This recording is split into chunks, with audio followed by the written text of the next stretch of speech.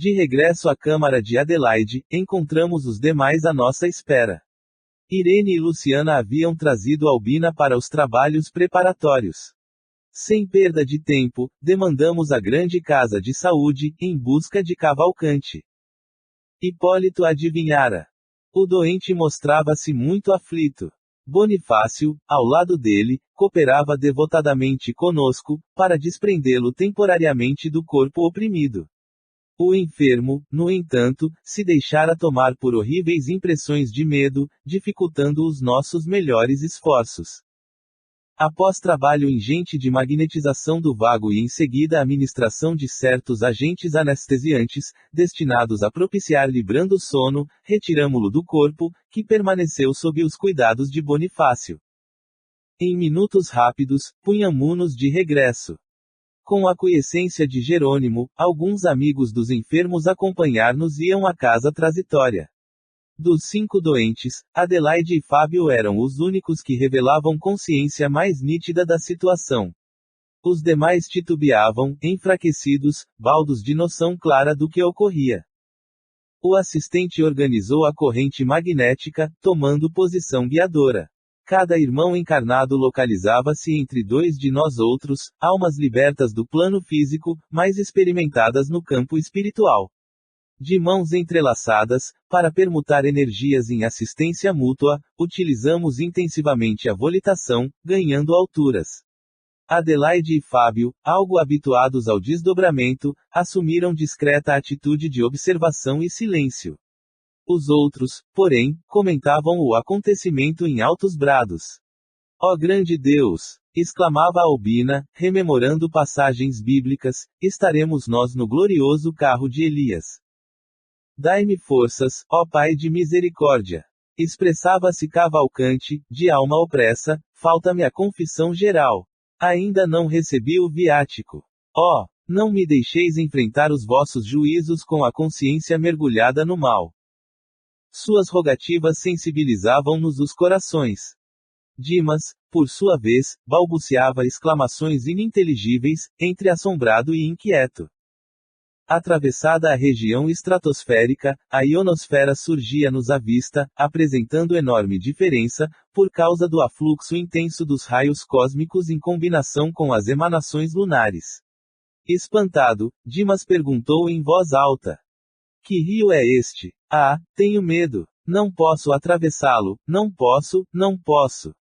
O impulso magnético inicial fornecido por Jerônimo era, no entanto, excessivamente forte para sofrer solução de continuidade, ante tão débil resistência, e o grupo avançou sem recuos, até que, muito além, alcançamos o asilo de Fabiano, onde a irmã Zenóbia nos acolheu de braços carinhosos.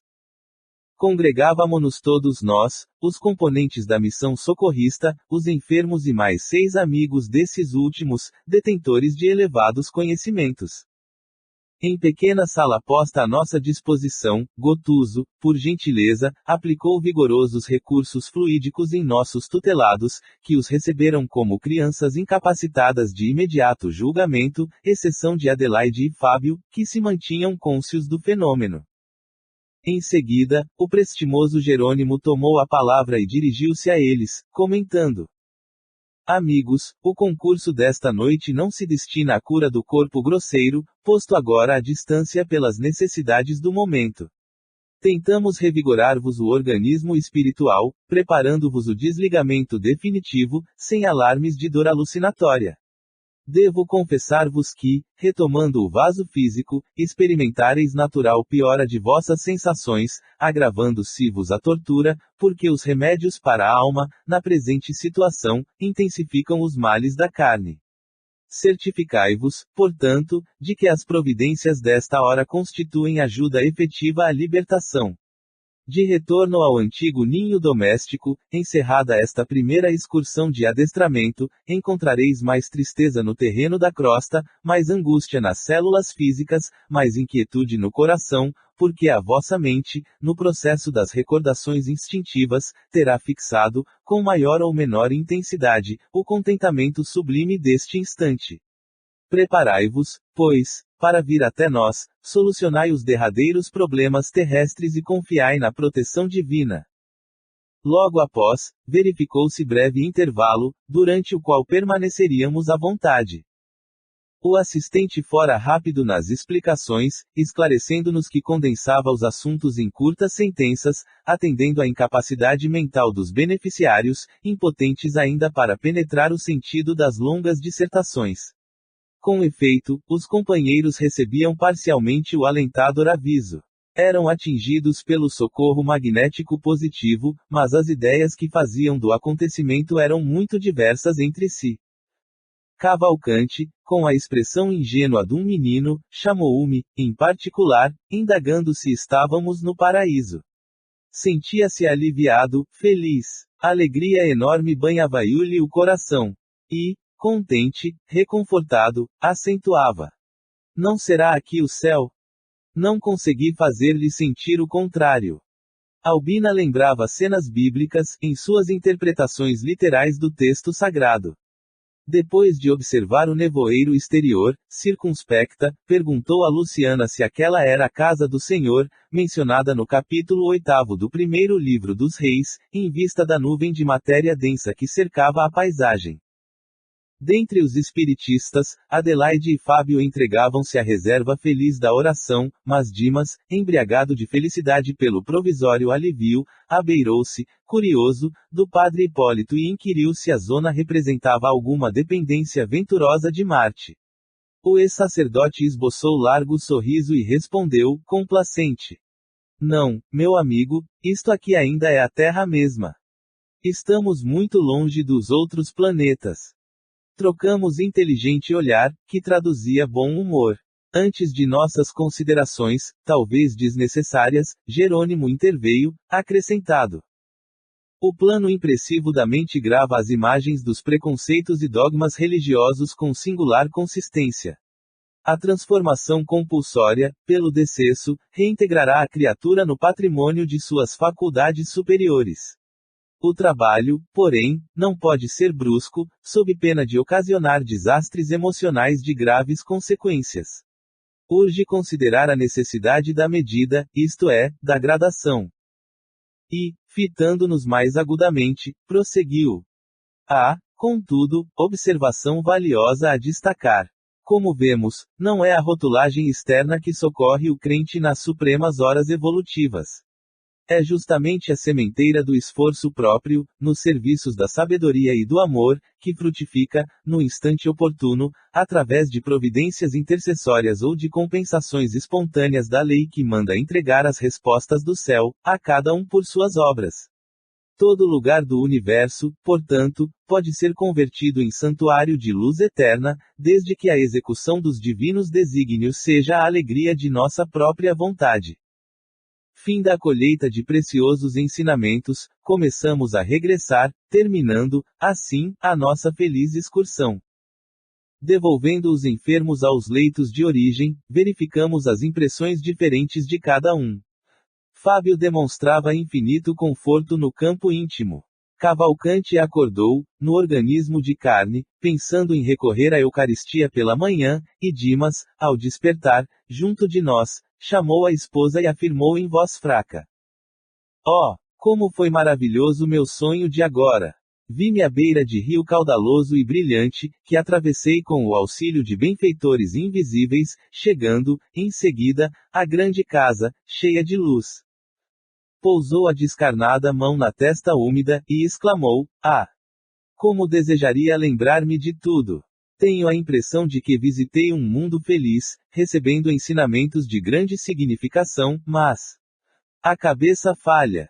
A companheira tranquilizou-o, exortando-o a dormir. Realizara-se a primeira excursão de adestramento com os amigos, que, dentro em breve, viriam ter conosco. Congregados, de novo, na abençoada instituição de Adelaide, deliberou Jerônimo nosso retorno à casa transitória de Fabiano, para descansar e servir em outros setores, toda vez que a oportunidade de trabalho útil nos bafejasse com a sua bênção. 13. Companheiro libertado. Depois de vários preparativos, principalmente ao lado de Cavalcante, que piorara após a intervenção cirúrgica, Jerônimo articulou providências referentes à desencarnação de Dimas, cuja posição era das mais precárias. De manhãzinha, após entender-se com a irmã Zenóbia, quanto à localização do primeiro amigo a libertar-se dos laços físicos, o assistente convidou-nos ao trabalho. Compreendia, mais uma vez, que há tempo de morrer, como há tempo de nascer. Dimas alcançara o período de renovação e, por isso, seria subtraído à forma grosseira, de modo a transformar-se para o novo aprendizado. Não fora determinado dia exato. Atingirá-se o tempo próprio. Recordando, contudo, meu caso particular e sequioso de elucidações construtivas, ousei interrogar nosso orientador, enquanto regressávamos ao círculo carnal, pela manhã. Prezado assistente, indaguei, releve-me o desejo de saber particularidades do serviço. Poderá, todavia, informar-me se Dimas desencarnará em ocasião adequada. Viveu ele toda a cota de tempo suscetível de ser aproveitada por seu espírito na crosta da terra. Completou a relação de serviços que o trouxera ao renascimento. Não, respondeu o interpelado, com firmeza, não chegou a aproveitar todo o tempo prefixado. Considerei, levianamente, terá sido, como fui, suicida inconsciente. Penetrei nossa colônia nessa condição e, antes de obter a graça do refúgio renovador, experimentei acerbos padecimentos. Enunciando tal apreciação, ponderava sobre a tarefa especial de socorrê-lo. Razões fortes, de certo, motivariam o esforço que se levava a efeito, mas a informação do orientador desconcertava-me. Se o irmão referido não completara o tempo previsto ao roteiro de obrigações que lhe fora traçado, por que tamanha consideração? Mereceria o movimento excepcional de assistência individualizada? Que motivo impeliria a esfera superior a prestar-lhe tanta atenção? Jerônimo compreendeu, sem dúvida, a venenosa preocupação que me dominava o pensamento, mas absteve-se de longas explicações, confirmando, simplesmente: não, André, nosso amigo não é suicida. Mais acertado seria silenciar raciocínios suspeitos, entretanto, meu inveterado instinto de pesquisa intelectual era demasiado forte para que eu me dominasse. Fixando-o, algo confundido, tornei a perguntar. Mas se Dimas não aproveitou todo o tempo de que dispunha, não terá também desperdiçado a oportunidade, como aconteceu a mim mesmo. Meu interlocutor estampou no semblante leve sorriso e acentuou, compassivo. Não conheço seu passado, André, e acredito que as melhores intenções terão movido suas atividades no pretérito. A situação do amigo a que nos referimos, porém, é muito clara. Dimas não conseguiu preencher toda a cota de tempo que lhe era lícito utilizar, em virtude do ambiente de sacrifício que lhe dominou os dias, na existência a termo. Acostumado, desde a infância, a lutas sem mimos, desenvolveu o corpo, entre deveres e abnegações incessantes. Desfavorecido de qualquer vantagem material no princípio, conheceu ásperas obrigações para ganhar a intimidade com as leituras mais simples. Entregue ao serviço rude, no verdor da mocidade, constituiu a família, pingando suor no sacrifício diário. Passou a vida em submissão a regulamentos, conquistando a subsistência com enorme despesa de energia.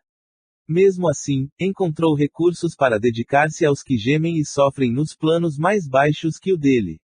Recebendo a mediunidade, colocou-a a serviço do bem coletivo.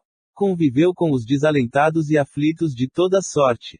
E porque seu espírito sensível encontrava prazer em ser útil e em razão dos necessitados guardarem raramente a noção do equilíbrio, sua existência converteu-se em refúgio de enfermos do corpo e da alma.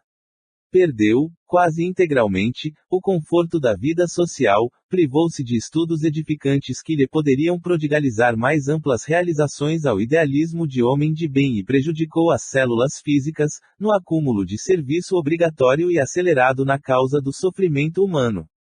Pelas vigílias compulsórias, noite adentro, atenuou-se-lhe a resistência nervosa, pela inevitável irregularidade das refeições, distanciou-se da saúde harmoniosa do estômago, pelas perseguições gratuitas de que foi objeto, gastou fosfato excessivamente e, pelos choques reiterados com a dor alheia, que sempre lhe repercutiu amargamente no coração, alojou destruidoras vibrações no fígado, criando afecções morais que o incapacitaram para as funções regeneradoras do sangue. É verdade que não podemos louvar o trabalhador que perde qualquer órgão fundamental da vida física em atrito com as perturbações que companheiros encarnados criam e incentivam para si mesmos, no entanto, faz-se preciso considerar as circunstâncias em jogo. Dimas poderia receber, com naturalidade, semelhantes emissões destrutivas, mantendo-se na serenidade intangível do legítimo apóstolo do Evangelho. Todavia, não se organiza de um dia para outro o anteparo psíquico contra o bombardeio dos raios perturbadores da mente alheia, como não é fácil improvisar cai seguro ante o oceano em ressaca. Cercado de exigências sentimentais, subalimentado, mal dormido, teve as reiteradas congestões hepáticas convertidas na cirrose hipertrófica, portadora da desintegração do corpo. Interrompeu-se o orientador e, como me sentisse fundamente envergonhado pelo paralelo que inadvertidamente estabelecera, Jerônimo acentuou.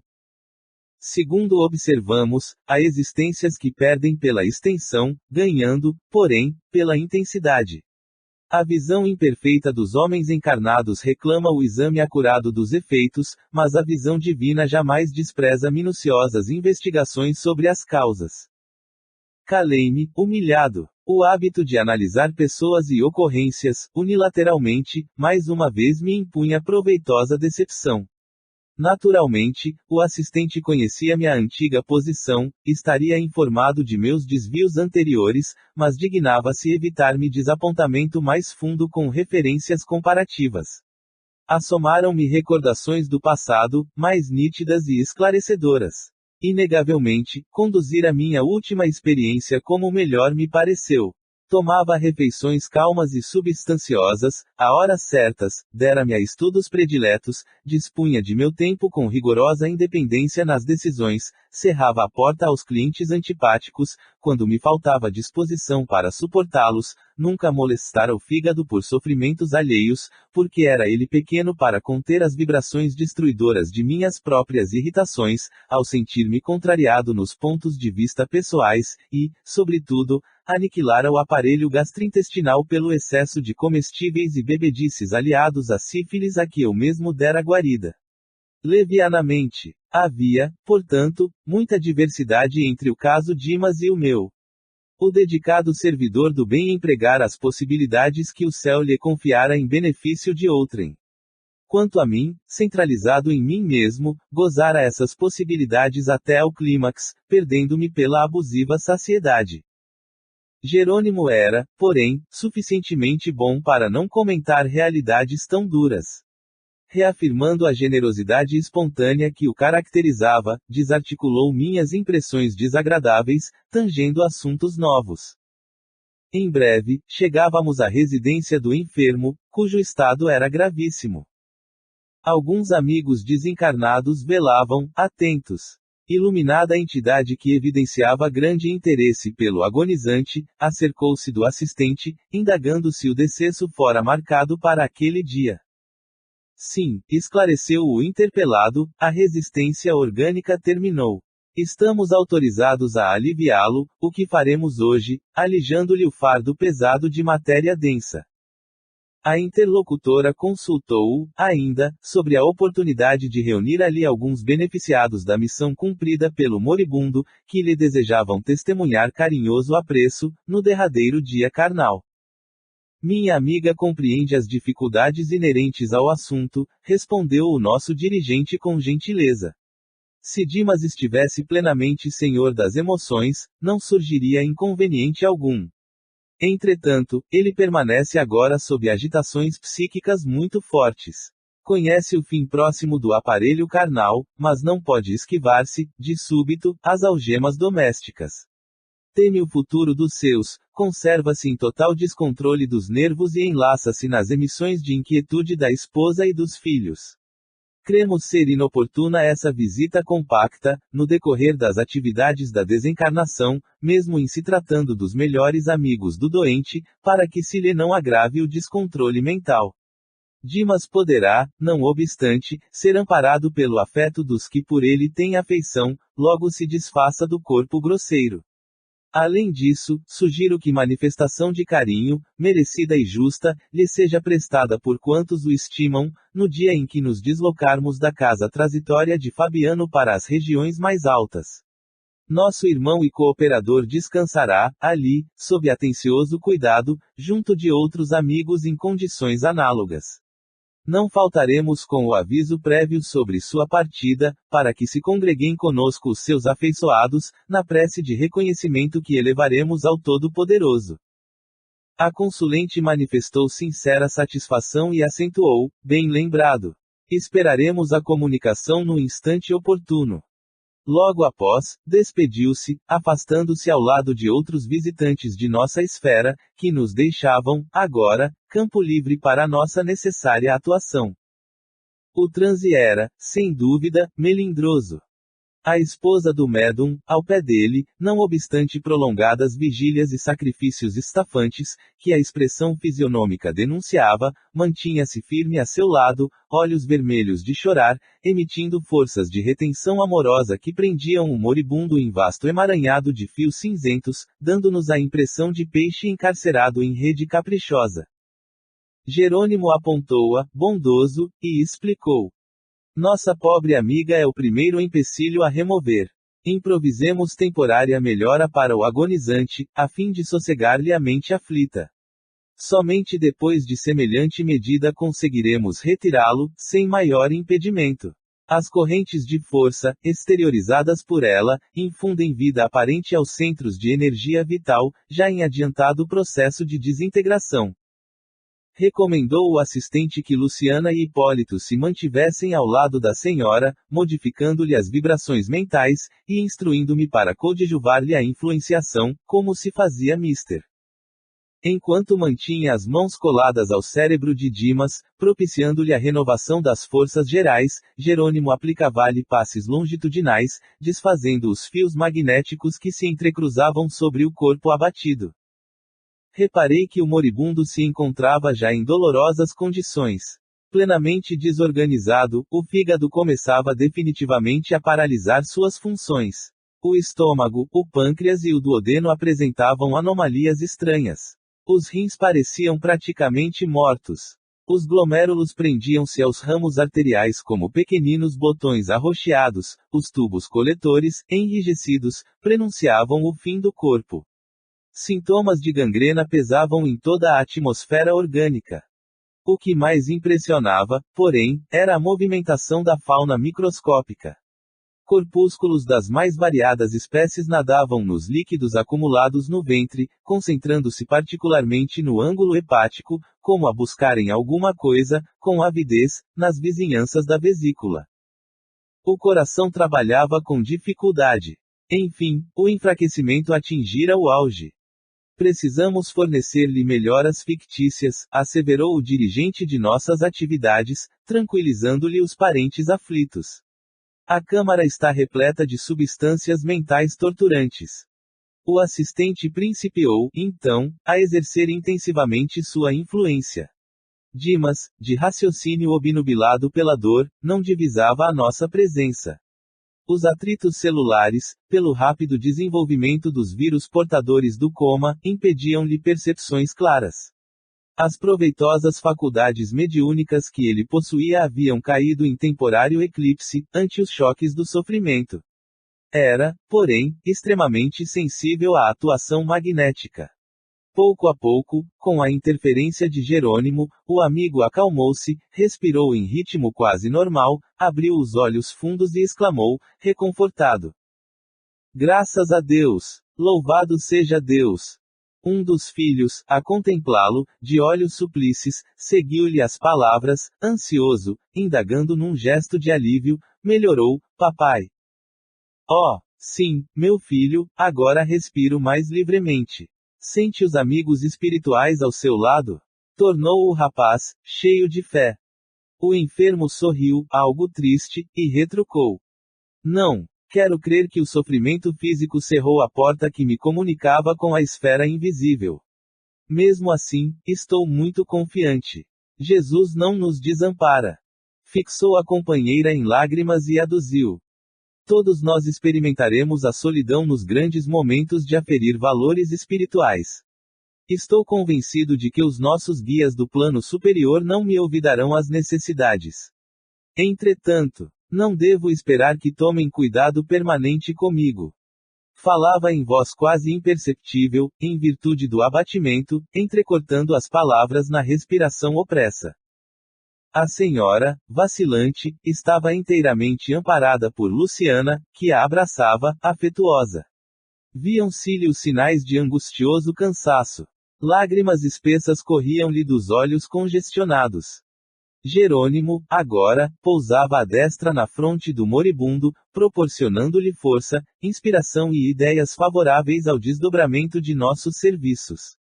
Dimas mostrou novo brilho no olhar, encarou a companheira, esforçando-se por parecer tranquilo, e rogou: Querida, vá descansar. Peço-lhe. Tantas noites a fio, de sentinela, acabarão por aniquilá-la. Que será de mim, doente e exausto, se o desânimo surpreender-nos a todos? Fez mais longo intervalo e prosseguiu. Repouse a meu pedido. Ficaria tão satisfeito se a visse mais forte. Não se retarde. Sinto-me muito melhor e sei que o dia será de calma e reconforto. Cedendo às instâncias do esposo e docemente constrangida pela influência de Luciana e Hipólito, a matrona recolheu-se ao quarto. Em vista das melhoras obtidas, houve expansão de júbilo familiar. O médico foi chamado. Radiante, o clínico asseverou que os prognósticos contrariavam suposições anteriores. Renovou as indicações, dispensou os anestésicos e recomendou ao pessoal doméstico que entregasse o doente ao repouso absoluto. Dimas acusava melhoras surpreendentes. Era razoável, portanto, que a câmara fosse deixada em silêncio para que ele tivesse um sono reparador. O Esculápio atendia-nos ao desejo. Em breves minutos, o compartimento ficou solitário, facilitando-nos o serviço. O assistente distribuiu trabalho a todos nós. Hipólito e Luciana, depois de tecerem uma rede fluídica de defesa, em torno do leito, para que as vibrações mentais inferiores fossem absorvidas, permaneceram em prece ao lado, enquanto eu mantinha a destra sobre o plexo solar do agonizante. Iniciaremos, agora, as operações decisivas, declarou-nos Jerônimo, resoluto. Antes, porém, forneçamos ao nosso amigo a oportunidade da oração final. O assistente tocou, demoradamente, na parte posterior do cérebro. Vimos que o agonizante passou a emitir pensamentos luminosos e belos. Não nos via, nem nos ouvia, de maneira direta, mas conservava a intuição clara e ativa. Sob o controle de Jerônimo, experimentou imperiosa necessidade de orar e, embora os lábios cansados prosseguissem imóveis, assinalamos a rogativa mental que endereçava ao Divino Mestre. Meu Senhor Jesus Cristo, creio que atingi o fim de meu corpo, do corpo que me deste, por algum tempo, como dádiva preciosa e bendita. Eu não sei, Senhor, quantas vezes feri a máquina fisiológica que me confiaste. Inconscientemente, quebrei-lhe as peças com o meu descaso, menosprezando patrimônios sagrados, cujo valor estou reconhecendo em mais de 12 meses de sofrimento carnal incessante. Não te posso implorar a bênção da morte pacífica, porque nada fiz de bom ou de útil por merecê-la. Mas se é possível, amado médico, socorre-me com o teu compassivo e desvelado amor. Curaste paralíticos, cegos e leprosos. Por que te não compadecerás de mim, miserável peregrino da terra? Seus olhos deixaram escapar lágrimas abundantes. Após breves minutos, observamos que o agonizante recordava a meninice distante. Na tela miraculosa da memória, revia o colo materno e sentia a sede do carinho de mãe. Oh, se pudesse contar com o socorro da abençoada velhinha que a morte arrebatara há tantos anos. Refletia. Premido pelas doces reminiscências, modificou o quadro da súplica, lembrou a cena da crucificação de Jesus, insistiu mentalmente por vislumbrar o vulto sublime de Maria e, sentindo-se de joelhos, diante dela, implorou: Mãe dos céus, Mãe das mães humanas, refúgio dos órfãos da terra, sou agora, também, o menino frágil com fome do afeto maternal nesta hora suprema. Oh, Senhora Divina, Mãe de meu Mestre e de meu Senhor, digna-te abençoar-me. Lembra que teu Filho Divino pôde ver-te no derradeiro instante e intercede por mim, mísero servo, para que eu tenha minha Santa Mãe ao meu lado no minuto de partir. Socorre-me. Não me abandones, anjo tutelar da humanidade, bendita entre as mulheres. Ó, providência maravilhosa do céu! Convertera-se o coração do moribundo em foco radioso e a porta de acesso deu entrada à venerável anciã, coroada de luz semelhando neve luminosa. Ela se aproximou de Jerônimo e informou, após desejar-nos a paz divina. Sou a mãe dele. O assistente comentou a urgência da tarefa que nos aguardava e confiou-lhe o depósito querido. Em breves instantes, tínhamos perante os olhos inolvidável quadro afetivo. Sentara-se a velhinha no leito, depondo a cabeça do moribundo no regaço acolhedor, afagando-a com as mãos caridosas. Em virtude do reforço valioso no setor da colaboração, Hipólito e Luciana, atendendo ao nosso dirigente, foram velar pelo sono da esposa, para que as suas emissões mentais não nos alterassem o esforço. No recinto, permanecemos os três apenas. Dimas, experimentando o indefinível bem-estar no regaço materno, parecia esquecer, agora, todas as mágoas, sentindo-se amparado como criança semi-inconsciente, quase feliz. Ordenou Jerônimo que me conservasse vigilante, de mãos coladas à fronte do enfermo, passando, logo após, ao serviço complexo e silencioso de magnetização. Em primeiro lugar, insensibilizou inteiramente o vago, para facilitar o desligamento nas vísceras. A seguir, utilizando passes longitudinais, isolou todo o sistema nervoso simpático, neutralizando, mais tarde, as fibras inibidoras no cérebro. Descansando alguns segundos, asseverou. Não convém que Dimas fale, agora, aos parentes. Formularia, talvez, solicitações descabidas. Indicou o desencarnante e comentou, sorrindo. Noutro tempo, André, os antigos acreditavam que entidades mitológicas cortavam os fios da vida humana. Nós somos parcas autênticas, efetuando semelhante operação. E por que eu indagasse, tímido, por onde iríamos começar, explicou-me o orientador. Segundo você sabe, há 3 regiões orgânicas fundamentais que demandam extremo cuidado nos serviços de liberação da alma: o centro vegetativo, ligado ao ventre, como sede das manifestações fisiológicas; o centro emocional, zona dos sentimentos e desejos, sediado no tórax; e o centro mental, mais importante por excelência, situado no cérebro. Minha curiosidade intelectual era enorme. Entendendo, porém, que a hora não comportava longos esclarecimentos, abstive-me de indagações. Jerônimo, todavia, gentil como sempre, percebeu-me o propósito de pesquisa e acrescentou. Noutro ensejo, André, você estudará o problema transcendente das várias zonas vitais da individualidade. Aconselhando-me cautela na ministração de energias magnéticas à mente do moribundo, começou a operar sobre o plexo solar, desatando laços que localizavam forças físicas.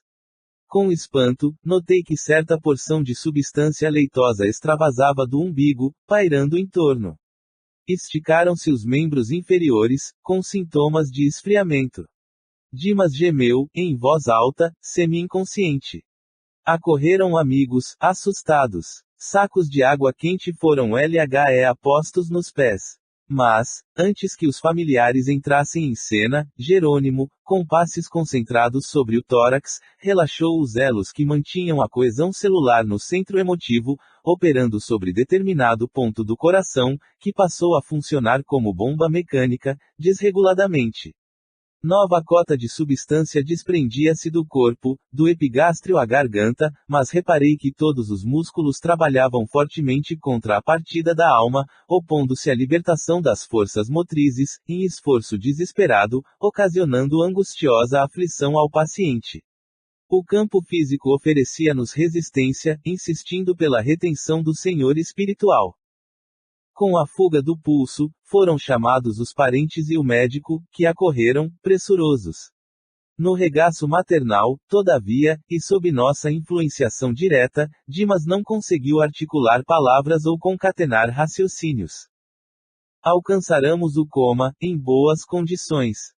O assistente estabeleceu reduzido tempo de descanso, mas volveu a intervir no cérebro. Era a última etapa. Concentrando todo o seu potencial de energia na fossa romboidal, Jerônimo quebrou alguma coisa que não pude perceber com minúcias e brilhante chama violeta dourada desligou-se da região craniana, absorvendo, instantaneamente, a vasta porção de substância leitosa já exteriorizada. Quis fitar a brilhante luz, mas confesso que era difícil fichá-la, com rigor. Em breves instantes, porém, notei que as forças em exame eram dotadas de movimento plasticizante.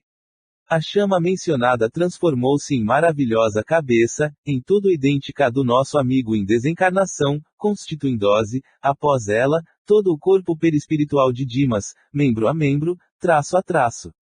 E, à medida que o novo organismo ressurgia ao nosso olhar, a luz violeta dourada, fulgurante no cérebro, empalidecia gradualmente, até desaparecer de todo, como se representasse o conjunto dos princípios superiores da personalidade, momentaneamente recolhidos a um único ponto, espraiando-se, em seguida, através de todos os escaninhos do organismo perispirítico, assegurando, desse modo, a coesão dos diferentes átomos, das novas dimensões vibratórias. Dimas desencarnado elevou-se alguns palmos acima de Dimas cadáver, apenas ligado ao corpo através de leve cordão prateado, semelhante a sutil elástico, entre o cérebro de matéria densa, abandonado, e o cérebro de matéria rarefeita do organismo liberto. A genitora abandonou o corpo grosseiro, rapidamente, e recolheu a nova forma, envolvendo-a em túnica de tecido muito branco, que trazia consigo. Para os nossos amigos encarnados, Dimas morrera, inteiramente. Para nós outros, porém, a operação era ainda incompleta. O assistente deliberou que o cordão fluídico deveria permanecer até ao dia imediato, considerando as necessidades do morto, ainda imperfeitamente preparado para desenlace mais rápido. E, enquanto o médico fornecia explicações técnicas aos parentes em pranto, Jerônimo convidou-nos à retirada, confiando, porém, o recém-desencarnado àquela que lhe fora desvelada mãezinha no mundo físico. Minha irmã pode conservar o filho à vontade até amanhã, quando cortaremos o fio derradeiro que o liga aos despojos, antes de conduzi-lo a abrigo conveniente. Por enquanto, repousará ele na contemplação do passado, que se lhe descortina em visão panorâmica no campo interior. Além disso, acusa debilidade extrema após o laborioso esforço do momento. Por essa razão, somente poderá partir, em nossa companhia, fim do enterramento dos envoltórios pesados, aos quais se une ainda pelos últimos resíduos. A anciã agradeceu com emoção e, dando a entender que lhe respondia às arguições mentais, o assistente concluiu. Convém montar guarda aqui, vigilante, para que os amigos apaixonados e os inimigos gratuitos não lhe perturbem o repouso forçado de algumas horas. A mãe de Dimas revelou-se muito grata e partimos, em grupo, a caminho da fundação de Fabiano, de onde nossa expedição socorrista regressaria à crosta, no dia seguinte. 14. Prestando assistência. Meus companheiros de missão pareciam menos interessados em seguir o caso Dimas, durante a noite, inclusive Jerônimo, reservando-se para a continuidade do esforço no dia imediato, quando nos caberia transportá-lo até ao abençoado abrigo de Fabiano. Não se verificava o mesmo quanto a mim. Desembaraçando-me dos laços físicos, noutro tempo, não conseguira efetuar observações educativas para o meu acervo de conhecimentos. O choque sensorial no transe, para minha personalidade ainda desatenta ante as questões do espírito eterno, impedira-me a análise minuciosa do assunto. Agora, porém, a oportunidade poderia fazer mais luz em minha alma, quanto à posição dos recém-desencarnados, antes da inumação do envoltório grosseiro. Expondo ao assistente o meu propósito de aprender, recebi dele a mais ampla permissão. Poderia visitar a residência de Dimas, à vontade, lá permanecendo durante as horas que desejasse. A aquiescência de Jerônimo enchia-me de prazer. Não só pela ocasião de enriquecer-me na esfera prática, mas também porque o fato, em si, era bastante expressivo. Pela primeira vez, um companheiro de trabalho, com autoridade suficiente, concordava com o meu desejo de humílimo operário. O consentimento, portanto, representava preciosa conquista. Constituía a liberdade instrutiva, com a responsabilidade de minha consciência e a confiança de meus superiores hierárquicos. Deixando a casa transitória, em plena noite, vi-me, em breve, no ambiente doméstico onde o amigo se desfizera dos elos da matéria mais espessa. Entrei. A casa enchia-se de amigos e simpatizantes, encarnados e desencarnados. Não se articulavam quaisquer serviços de defesa. Notei que havia trânsito livre pelos grupos de variadas procedências. Em recuado recanto, ainda ligado às vísceras inertes pelo cordão fluídico prateado, permanecia Dimas no regaço da genitora, ao pé de dois amigos que, cuidadosos, o assistiam. A nobre matrona reconheceu-me, comovida, apresentando-me aos companheiros presentes. Um deles, Fabriciano, acolheu-me, prestativo, interessando-se pelos informes atinentes ao desenlace. Relatei-lhe os trabalhos, pormenorizadamente. Em seguida, o interlocutor passou a explicar-se. Sempre tive por Dimas sincera admiração, pelo proveitoso concurso que soube oferecer-nos. Integro a comissão espiritual de serviço que vem atendendo aos necessitados, por intermédio dele, nos últimos 6 anos. Foi sempre assíduo nas obrigações, bom companheiro, leal irmão. Surpreso com as referências, indaguei. Desse modo, comissões de colaboração permanente para os médiuns em geral. Não me reporto à generalidade, redarguiu o interlocutor, porque a mediunidade é título de serviço como qualquer outro. E há pessoas que punham pela obtenção dos títulos, mas desestimam as obrigações que lhes correspondem. Gostariam, por certo, do intercâmbio com o nosso plano, mas não cogitam de finalidades e responsabilidades. Em vista disso, não se estabelecem conjuntos de cooperação para os médiuns em geral, mas apenas para aqueles que estejam dispostos ao trabalho ativo. Há muitos aprendizes que não ultrapassam a fronteira da tentativa, da observação.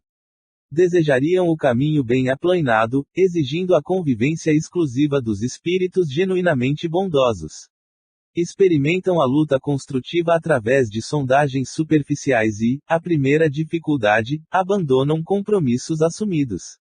A aquisição da fortaleza moral não prescinde das provas arriscadas e angustiosas. Entretanto, em face das exigências naturais do aprendizado, dizem-se feridos na dignidade pessoal. Não suportam a aproximação de infelizes encarnados ou desencarnados, estacionando a menor picada de dor. Para semelhantes experimentadores, seria extremamente difícil a formação de equipes eficientes, representativas de nosso plano. Não se sabe quando estão dispostos a servir. Se recebem faculdades intuitivas, pedem a incorporação, se contam com a vidência, querem a possibilidade de exteriorizar fluidos vitais para os fenômenos de materialização. Escutei as observações sensatas do novo amigo e, registrando-lhe a nobreza d'alma, passei a considerações íntimas em torno da tarefa que nos levara até ali. Por que se formara a expedição destinada a socorro de servidor que dispunha de amigos de tamanha competência moral? Fabriciano demonstrava conhecimentos elevados e condição superior. O obsequioso amigo, porém, evidenciando extrema acuidade perceptiva, antes que eu fizesse qualquer pergunta inoportuna, acrescentou. Não obstante nossa amizade ao médium, não nos foi possível acompanhar-lhe o transe. Temos delegação de trabalho, mas, no assunto, entrou em jogo a autoridade de superiores nossos, que resolveram proporcionar-lhe repouso, o que não nos seria possível prodigalizar-lhe, caso viesse diretamente para a nossa companhia. A palestra conduzia-se a interessantes ângulos do problema da morte.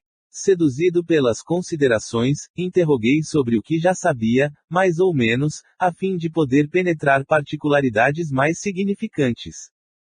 Nem todas as desencarnações de pessoas dignas contam com o amparo de grupos socorristas. Nem todas, confirmou o interlocutor, e acentuou: todos os fenômenos do decesso contam com o amparo da caridade afeta as organizações de assistência indiscriminada. No entanto, a missão especialista não pode ser concedida a quem não se distinguiu no esforço perseverante do bem. Todavia, objetei, curioso, tangendo a corda que mais me interessava no assunto, não há casos de criaturas, essencialmente bondosas, que se libertam dos laços físicos, mais ou menos entrosados em comissões de serviço espiritual de natureza superior, sem que haja missões salvacionistas, previamente designadas para socorrê-las. Após breve pausa, acrescentei para fazer-me mais claro: vamos que Dimas estivesse em ligação recente com a sua comissão de trabalho e desencarnasse sem o cuidado de um grupo socorrista, seria deixado à mercê das circunstâncias. Riu-se Fabriciano, com franqueza, e retrucou: isso poderia acontecer. Temos precedentes. De maneira geral, ocorrem semelhantes casos com os trabalhadores aflitos por conseguir de qualquer modo a desencarnação, alegando necessidades de repouso. Muitas vezes, no fundo, são criaturas bondosas, mas menos lógicas e pouco inteligentes. Na semana finda, por exemplo, observamos um caso dessa natureza. Respeitável senhora, jovem ainda, pelas disposições sadias que demonstrou no campo da benemerência social, foi ligada à dedicada corrente de serviço, organizada por amigos nossos. Verificando-se, contudo, pequenas rusgas entre ela e o esposo, e tendo conhecimento da imortalidade da vida, além do sepulcro, desejou a pobre criatura ardentemente morrer. Tolas leviandades do marido bastaram para que maldissesse o mundo e a humanidade. Não soube quebrar a concha do personalismo inferior e colocar-se a caminho da vida maior. Pela cólera, pela intemperança mental, criou a ideia fixa de libertar-se do corpo de qualquer maneira, embora sem utilizar o suicídio direto. Conhecia os amigos espirituais a que se havia unido, mas, longe de assimilar-lhes ajuizadamente os conselhos, repeliu-lhes as advertências fraternas para aceitar tão somente as palavras de consolação que lhe eram agradáveis, dentre as admoestações salutares que lhe endereçavam. E tanto pediu a morte, insistindo por ela, entre a mágoa e a irritação persistentes, que veio a desencarnar em manifestação de icterícia complicada com simples surto gripal. Tratava-se de verdadeiro suicídio inconsciente, mas a senhora, no fundo, era extraordinariamente caridosa e ingênua. Não se recebeu qualquer autorização para conceder-lhe descanso e muito menos auxílio especial. Os benfeitores de nossa esfera, apesar de eficiente intercessão em benefício da infeliz, somente puderam afastá-la das vísceras cadavéricas, há 2 dias, em condições impressionantes e tristes. Não havendo qualquer determinação de assistência particularizada, por parte das autoridades superiores, e porque não seria aconselhável entregá-la ao sabor da própria sorte, em face das virtudes potenciais de que era portadora, o diretor da comissão de serviço, a que se filiara a imprevidente amiga, recolheu-a, por espírito de compaixão, em plena luta, e ela se foi, de roldão, a trabalhar por aí, ativamente, em condições muito mais sérias e complicadas. A elucidação atingira-me, fundo. Informara-me sobre o que desejava. A lei divina, de fato, perfeita em seus fundamentos, é igualmente harmoniosa em suas aplicações. Fabriciano, estampando belo sorriso, aduziu: não frutifica a paz legítima sem a semeadura necessária. Alguém, para gozar o descanso, precisa, antes de tudo, merecê-lo. As almas inquietas entregam-se facilmente ao desespero, gerando causas de sofrimento cruel. Logo após, contemplando o recém-desencarnado, como a indicar que deveríamos centralizar todo o interesse da hora no bem-estar dele, considerou, acariciando-lhe a fronte. Nosso amigo repousa agora, terminada a tormenta das provas incessantes. Está enfraquecido, o pobrezinho. A sensibilidade, posta a serviço da obrigação bem cumprida, castigou-lhe a alma, até ao fim, todavia, plantou a fé, a serenidade, o otimismo e a alegria em milhares de corações, estabelecendo sólidas causas de felicidade futura. Por enquanto, permanecerá na posição de ave frágil, incapaz de voar longe do ninho. Felizmente, aventou a genitora, satisfeita, vem melhorando de modo visível. Os resíduos que o ligam ao cadáver estão quase extintos. Relencio o olhar pelos ângulos da modesta residência e acrescentou: se fosse possível receber maior cooperação dos amigos encarnados, ser-lhe-ia muito mais fácil o restabelecimento integral. No entanto, cada vez que os parentes se debruçam, em pranto, sobre os despojos, é chamado ao cadáver, com prejuízo para a restauração mais rápida. Lamentavelmente, porém, tornou Fabriciano, nossos irmãos encarnados não possuem a chave de reais conhecimentos para organizar ação adequada a esta hora. Em vista disso, revidou a genitora, conformada, insisto para que Dimas durma, embora o sono, que poderia ser calmo e doce, esteja povoado de pesadelos. Diante da surpresa que me absorvia, o companheiro apressou-se a esclarecer-me. As imagens contidas nas evocações das palestras incidem sobre a mente do desencarnado, mantido em repouso depois de rápido mergulho na contemplação dos fatos alusivos à existência finda. Não somente as imagens. Por vezes, nossos amigos presentes, fecundos nas conversações sem proveito, exumem, com tamanho calor, a lembrança de certos fatos, que trazem até aqui alguns dos protagonistas já desencarnados. As afirmações ouvidas incitaram-me à curiosidade. Fabriciano, entretanto, desejando prodigalizar-me experiência direta, aconselhou: espere alguns minutos na sala contígua, onde os despojos recebem a visitação. Obedeci. O velório apresentava o aspecto usual. Flores perfumadas, semblantes sisudos e conversações discretas. Ao pé do cadáver, propriamente considerado, os amigos sustentavam reserva e circunspecção. A poucos passos, todavia, davam-se asas ao anedotário vibrante, em torno do amigo em trânsito para o outro mundo. Pequenas e grandes ocorrências da vida do morto eram lembradas com graça e vivacidade. Acerquei-me de roda compacta, em que se falava a respeito dele. Certo rapaz dirigiu-se a cavalheiro muito idoso, perguntando: coronel, recebeu a conta? Por enquanto, não, respondeu o velhote interpelado, preparando fumo de rolo para cigarro à moda antiga, mas não me preocupo pela demora. Dimas foi sempre bom camarada e os filhos não olvidarão o compromisso paterno. Questão de tempo.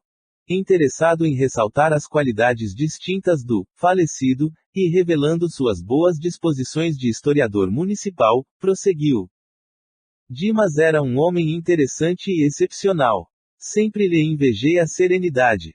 Em matéria de prudência, raras pessoas conheci semelhantes a ele. É verdade que nunca me dei a estudos espiritistas, mas confesso que, ao lhe observar a maneira de proceder, sempre desejei conhecer a doutrina que lhe formava o caráter. Até aí, tudo muito bem. Embora a invocação dos débitos do morto, o credor apenas pronunciava palavras de estímulo e paz. Todavia, no estado atual da educação humana, é muito difícil alimentar, por mais de 5 minutos, conversação digna e cristalina, numa assembleia superior a 3 criaturas encarnadas. O comentarista modificou o diapasão de voz, olhou na direção do cadáver e observou, em tom confidencial: poucos homens foram de boca segura como este. Conheci Dimas, faz muitos anos, e estou certo de que foi testemunha ocular de pavoroso crime, que nunca se desvendou para os juízes da terra. Após ligeira pausa, acendeu o cigarro e perguntou, reaguçando a curiosidade dos ouvintes: nunca souberam? Os presentes mostraram silenciosa negativa. Vai para 30 anos, continuou o narrador, Dimas residia ao lado de nobre família, que guardava consigo valiosos patrimônios da coletividade, relativamente à orientação pública. Desse agrupamento doméstico, superiormente conceituado na apreciação geral, emanavam ordens e benefícios da mais elevada expressão para o bem-estar de todos. Como não ignoram, há 3 decênios a vida no interior ainda conservava a expressiva herança do Brasil imperial. A economia centralizada mantinha a Casa Grande, simbólica, onde se traçavam roteiros para o serviço popular. Situado na vizinhança de residência feudal como essa, nosso amigo levava a existência humilde de trabalhador, organizando o futuro de homem de bem. O cavalheiro, insciente dos problemas do espírito, enunciou nomes, relacionou datas e lembrou brejeiramente certos pormenores, prosseguindo com maliciosa jocosidade. Certa noite, pela madrugada, conhecido chefe político saía do palacete residencial pelos fundos, acompanhado de uma senhora que aparentava excessiva despreocupação consigo mesma, ao despedir-se com intempestiva manifestação de afeto. Terminado o estranho adeus e, vendo-se sozinho, o Dom Juan deu alguns passos para a retirada, espiou, cauteloso, em torno, e ia continuar a marcha, quando reparou que alguém lhe observara a intimidade com a esposa de respeitável amigo. Era modestíssimo operário, que talvez estivesse ali por força de circunstâncias inapreciáveis. O político alcançou-o, de um salto. Homem de compleição robusta e paixões violentas, aproximou-se do espectador inesperado e interpelou-o, brutalmente, ao que o mísero respondeu, humilde: doutor, não estou espreitando, juro-lhe. Pois morrerá, de qualquer modo, adiantou o atlético agressor, em voz sumida de cólera. Agarrou-o pelo paletó e acentuou, de dentes cerrados: vermes que perturbam, devem morrer. Não me mate, doutor, não me mate. Rogou o infeliz: tenho mulher e filhos. Saberei respeitá-lo. Não valeu a vítima dobrar-se de joelhos, na súplica, porque o homem terrível, cego de fúria, tomou a arma e desfechou-lhe certeiro tiro no coração, afastando-se precípite. Dimas, tendo observado os fatos a curta distância, gritou, fazendo-se ouvir pelo assassino, que o reconheceu pelas exclamações. Em seguida, correu no sentido de amparar o ferido, que, entretanto, nem chegou a gemer. Tendo-se aproximado do assassinado, quando outras pessoas, em roupas brancas, acorriam igualmente à pressa, para verificar o ocorrido, manteve-se a cavaleiro de qualquer atitude suspeitosa, no entanto, chamado a esclarecimento pelas autoridades, ele, que tudo sabia, nada revelou. Protegeu o morto nos funerais, dispensou-lhe extremos cuidados, extensivos à família, portou-se como cristão fiel, esquivando-se, contudo, ao fornecimento de quaisquer indícios para que o criminoso fosse capturado, alegando desconhecer qualquer minúcia dos fatos que deram motivo ao acontecimento. E o caso policial foi encerrado, na suposição de latrocínio. A única testemunha, que era ele, considerava preferível o silêncio ao escândalo que traria enormes dissidências domésticas e sociais. O narrador fichava os despojos e acentuava, boca segura. Não conheci homem mais discreto. Certo ouvinte indagou, brejeiro. Mas, coronel, como veio a saber das particularidades, se Dimas não chegou a denunciar? O interpelado fez um gesto de franca satisfação e acrescentou: vantagem da boa amizade com os sacerdotes. Meu velho amigo, o padre F. Que Deus guarde, contou-me o fato, sumamente impressionado. Ouviu o assassino, em confissão, antes da morte dele e obteve todos os pormenores da obscura ocorrência. O homicida, cuidadoso na exposição das faltas, não se esqueceu de nomear Dimas ao vigário, como exclusiva testemunha do pecado mortal cometido. O padre, contudo, excelente amigo, cheio de experiência do mundo, não trouxe o caso a público. As pessoas envolvidas no drama deixaram descendência distinta e seria crueldade rememorar acontecimento tão triste.